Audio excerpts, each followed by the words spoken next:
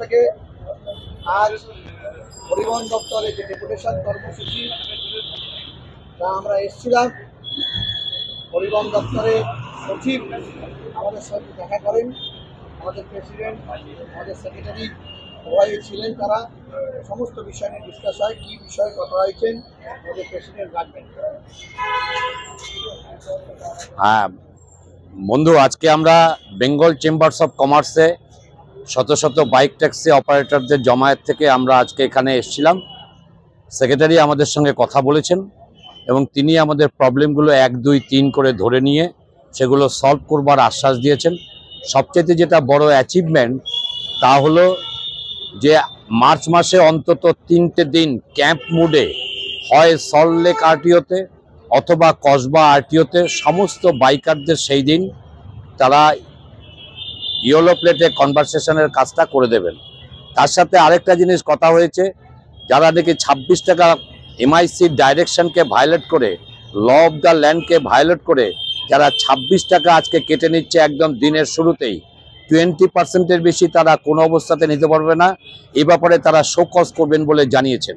এবং যে সমস্ত জায়গায় অন্যান্যদের ভাড়া তুলতে দেওয়া হয় না, যেমন হাওড়া, যেমন সাঁতরাগাছি, যেমন এয়ারপোর্ট এবং যেমন আমাদের গ্র্যান্ড হোটেলের সামনে, এক্ষেত্রে পুলিশকে দিয়ে তারা কার্যকরী পদক্ষেপ গ্রহণ করবেন।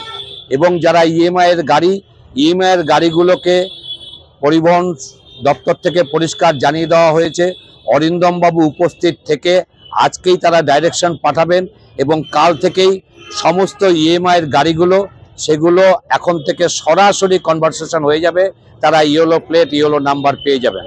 এবং রোজ ভ্যালি এবং আরও কয়েকটা যারা নাকি ইয়েলো নাম্বার প্লেট দেয় তারা যথেচ্ছা খুশিভাবে তারা টাকা সংগ্রহ করার চেষ্টা করে।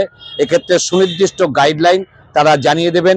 এই আলোচনা হয়েছে। আমাদের মিটিং এখনও বেঙ্গল চেম্বার্স অফ কমার্সের সামনে চলছে।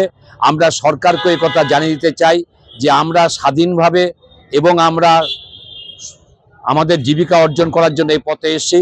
আমাদেরকে সরকারি আইনের মধ্যে থেকেই আমাদের কাজ করতে চাই, কিন্তু আমাদের উপরে যদি জুলুম চলতে থাকে তাহলে আমরা আগামী দিনে আরও বৃহত্তর আন্দোলন করে তুলব। এবং আমরা যে সামাজিক সুরক্ষা যোজনার দাবি করেছিলাম, পরিবহন দপ্তর বলে দিলেন যে আমাদের সামাজিক সুরক্ষা যোজনার অন্তর্ভুক্ত তারা করবেন। আমরা দ্রুত লেবার ডিপার্টমেন্টের সঙ্গে আমরা যোগাযোগ করব এবং লেবার ডিপার্টমেন্টের কাছে পরিবহন দপ্তরও জানিয়ে দেবেন। এবং তার ভিত্তিতে সমস্ত বাইক চালকরা এখন পরিবহন কর্মীদের জন্য যে সামাজিক সুরক্ষা যোজনা আছে তার অন্তর্ভুক্ত আজ থেকেই তারা হতে পারবেন। অ্যাপ্লিকেশন করলেই আপনারা এই স্কিমের অন্তর্ভুক্ত হবেন।